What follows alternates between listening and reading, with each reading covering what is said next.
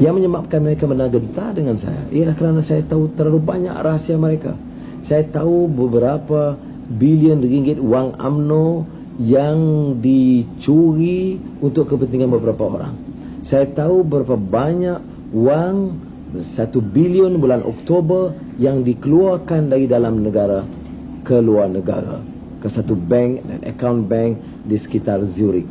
Saya telah lapor kepada Dr. Mahathir mengharapkan dia pemimpin yang boleh dipercayai. Rupa-rupanya dia menyimpan maklumat itu, dan saya tidak boleh nafikan bahawa ada pakatan sulit di antara beliau dan beberapa orang berkenaan. Saya tahu rahsia bagaimana beberapa projek digunakan dan dimanfaatkan untuk beberapa kawan dan suku sakatnya. Mereka takut dengan maklumat ini. Tetapi saya sudah beritahu bahawa saya tidak, pada peringkat awal ini, tidak bercadang untuk menentang Dr. Mahathir dalam pimpinan parti dan kerajaan. Mengharapkan bahawa beliau akan berhenti cara terhormat, dan bila kita ambil alih, kita akan betulkan cara baik tanpa membawa imej yang jijik terhadap keburukan beliau. Tetapi beliau telah tidak beri pilihan. Beliau menghina saya, menghina ulama, mempermainkan hukum agama, walau kerana beliau anggap beliau maha kuasa dan dikelilingi oleh orang-orang yang tidak ada keberanian sama sekali untuk membuat teguran terhadap beliau. Beliau hidup dalam dunia impian.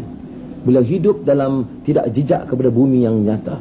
Beliau anggap beliau Perdana Menteri yang paling popular di dunia. Dan beliau juga anggap bahawa beliau telah dapat lakukan apa saja mengikut kehendak nafsu serakah beliau.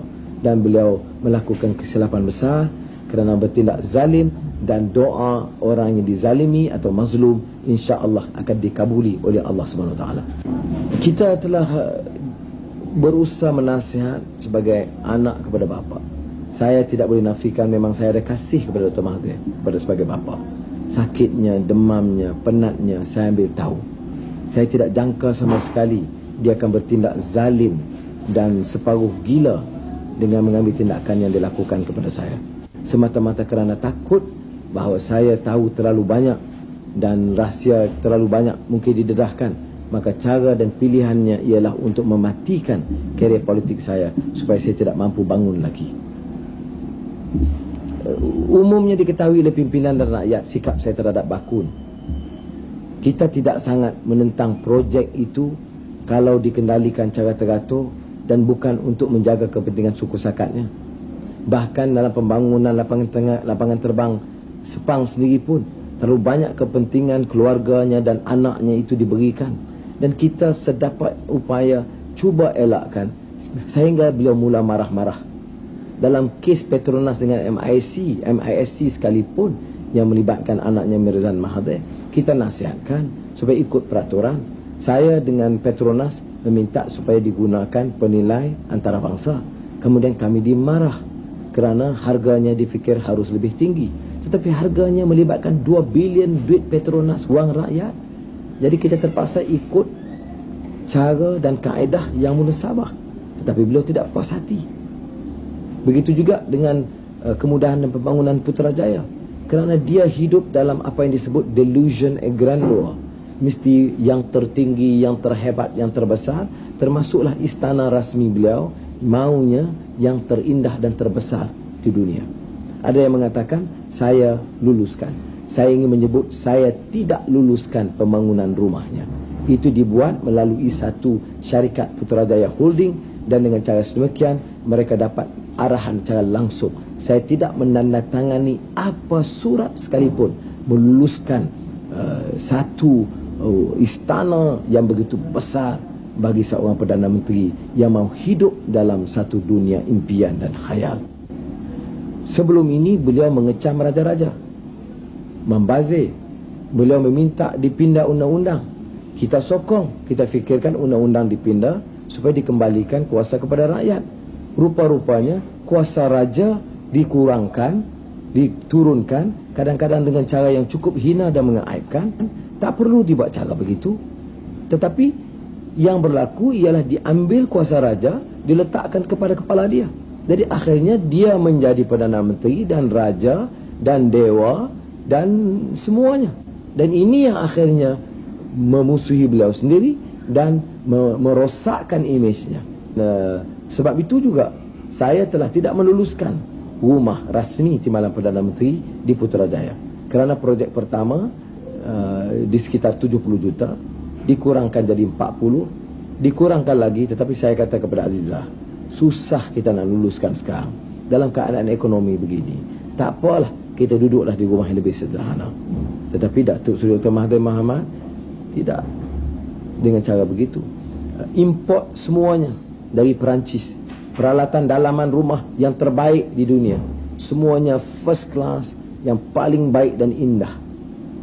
Patut kita istighfar dan kita sedar bahawa kita juga ada hadnya. Beliau bukan terlalu muda. Bagaimana mau terus mengekang kekuasa, menongkat langit dan dengan cara yang kejam dan zalim buat orang seperti ini, gunakan instrumen polis seperti Gestapo, memukul, mendera dengan cara yang cukup memalukan. Mahkamah bersidang, cara satu sidang yang luar biasa cepat dan cekap, tidak mendengar langsung rayuan dan permintaan daripada pihak Guam Bela. Kita dengar berulang kali rakyat mesti berkorban. Tapi apa pengorbanan kita yang memunggah kekayaan ratusan juta dan bilion ringgit? Yang kita dengar berulang kali ialah negara kita, tanggungjawab kita. Negara kita, tanggungjawab kita.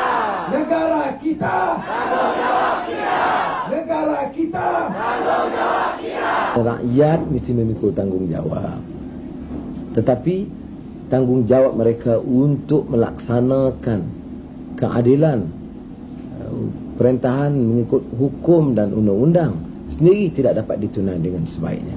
Saya rasa juga sedikit bersalah kerana cuba membawa perubahan sedapat mungkin sedaya upaya dari dalam, memujuk dan merayu dan menunggu sekian lama.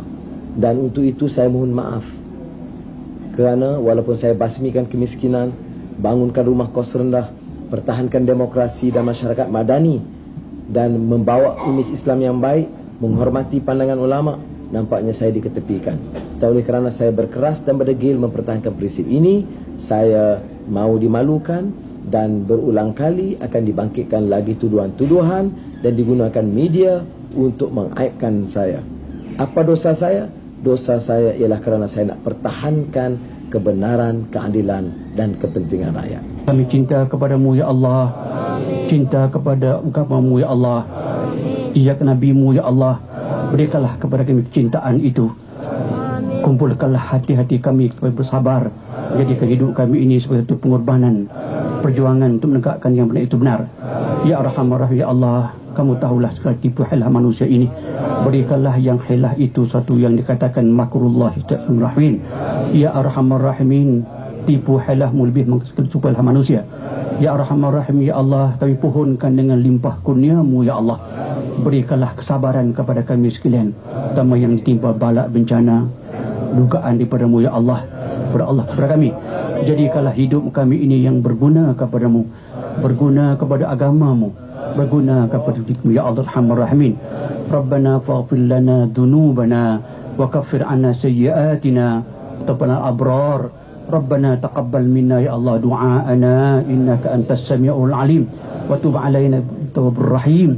Da'wahum fiha subhanakallahumma wa tahiyatuhum fiha salam wa akhiru da'wahum alhamdulillahi rabbil alamin. Taqabbalallahu minkum.